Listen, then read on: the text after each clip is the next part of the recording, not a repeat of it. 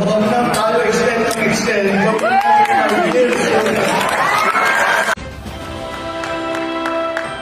Upon the President's signature, House Bill Number 14 and Senate Bill Number 1310 shall now become known as Republic Act Number 11934, entitled An Act Requiring the Registration of Subscriber Identity Module Cards. The law provides for the regulation of the sale and distribution of subscriber identity module cards or SIM cards to promote end-user accountability and prevent proliferation of mobile phone scams and data breaches. The President may wish to sign the document.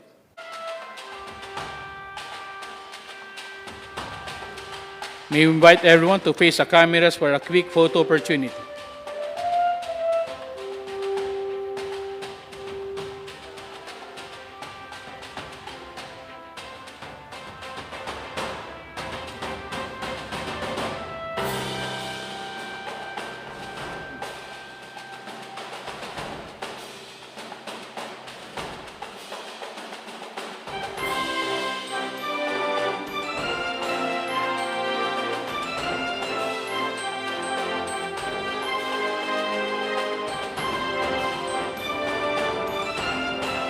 Thank you very much, Mr. President.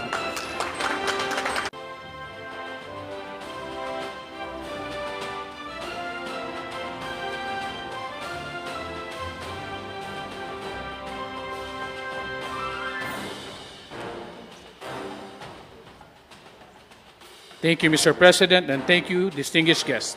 Ladies and gentlemen, the President of the Republic of the Philippines, His Excellency Ferdinand Romualdez Marcos, Jr.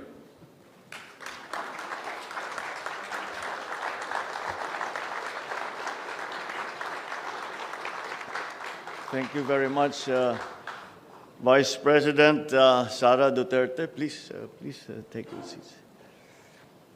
Senate President Juan Miguel Zubiri and the other honorable members of the Senate, House Speaker Martin Romualdez, and members of the House of Representatives here present, Executive Secretary Lucas Bersamin, and the members of the Cabinet, other distinguished guests, ladies and gentlemen, good afternoon.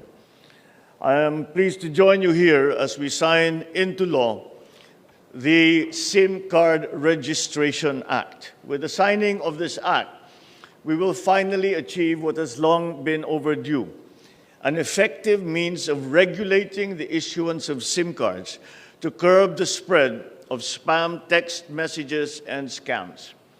We will soon be able to provide law enforcement agencies the tools needed to resolve crimes perpetrated with the use of these SIM cards, as well as providing a strong deterrence against the commission of wrongdoing. Under the SIM Card Registration Act, every public telecommunication entity or direct seller shall be required to demand end users of SIM cards to present a valid identification document to validate their identities. These telecommunications entities shall also be required to maintain a SIM card register of their subscribers, containing information required under this law. It also mandates that they submit a verified list of their authorized dealers and agents nationwide to the National Telecommunications Commission, with updates every quarter of the year. To cover all users of SIM cards in this act, telecommunications entities are mandated to ensure the registration of existing prepaid SIM card phone subscribers within a prescribed period. Failure to comply results to the grant of authority for telecommunications entities to automatically deactivate services to the specific SIM card subscriber under the force of law. The use of false or fictitious information, the use of fictitious identities, the use of fraudulent documents or identifications to register a SIM card shall also be dealt with by appropriate penalties. Crucially as well, included in this crucial piece of legislation are provisions that make paramount the protection of confidentiality and data privacy rights of subscribers, which shall begin to take effect at the point of sale. Any information in the SIM card registration shall be treated as absolutely confidential unless access to this information has been granted by the written consent of the subscriber. These public telecommunications entities shall only be required to disclose information contained in the SIM card upon a duly issued subpoena or order of a court upon finding of probable cause. They can likewise be compelled to do so upon written request from a law enforcement agency in relation to an ongoing investigation, that a particular number is used in the commission of a crime or that it was used as a means to commit an unlawful act. Appropriate penalties shall be imposed for any breach to this confidentiality due to negligence, for spoofing a registered SIM card, for the selling of stolen SIM cards, and for the sale or transfer of a registered SIM without complying with required registration. So I commend the legislators from the House and from the Senate for coming up with this timely and necessary law. It is the first legislative measure that successfully passed the approval of the bicameral panel of both houses in the 19th Congress. Truly, the legislation is going to be welcomed by many of our people, especially now, with reports of the commission of various crimes using mobile phones, including proliferation of text scams and spam.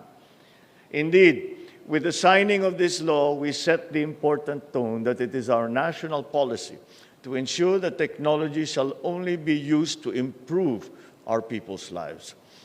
Moving forward, it is my hope that we will be able to enact even more measures to help bring forth the security, progress, and prosperity that we aspire for our Filipino brothers and sisters, and for the entire nation. Thank you at mabuhay tayong lahat. Magandang hapon po sa inyong lahat.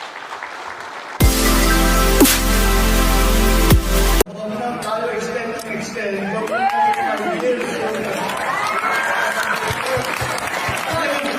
Pinag-aaralan po namin ito kami nasa bakit tayo mag-extend? Dahil kung titignan ninyo, mula na nagsimula tayo na mag-extend ng mga barangay election, ay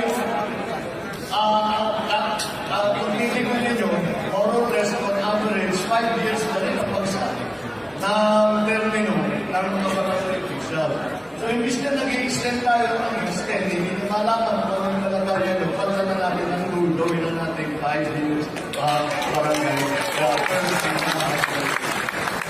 Dahil sa aking palagay, gano'n na rin ang nangyayari. Gano'n na rin yung nangyayari. 5 years din tayo.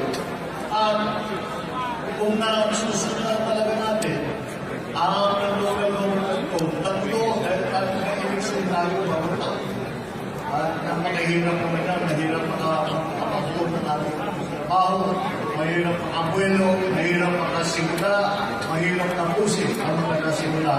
Kapag wala tayong ginawa kung may eleksyon. Kaya siguro ay pwede na natin pag-aralan ng mabuti at yan ang magiging suggestion ko doon sa issue ng extension. Kaya nga nasabi ko, ayoko na mag-extend. Palitan na natin under 5 years. Sa pang pinag-aaralan namin ng mabuti na sa aking palagay matagal na pinakailangan gawin ay tuparin natin makaasa tayo sa pagkakas ulit na luto pa rin ang mga benepisyo na binibigay sa local government code sa ating mga barangay. Yung scholarship, yung health insurance na nandyan sa batas. Ngunit hanggang ngayon ay hindi matupad. At ang aming sagot ay dahil wala ng pondo. Hindi na namin makabuo ng kalaking pondo. Kaya, etong pagkakataon na naman ito, sa ating sa local government ko, ay mga benepisyo, ay siguro, dahil may mandanas ng tayo, baka naman, ay ito naman ay maging pagkakataon na pagawa na natin na magbibigay tayo ng scholarship sa mga anak ninyo at by family base, merong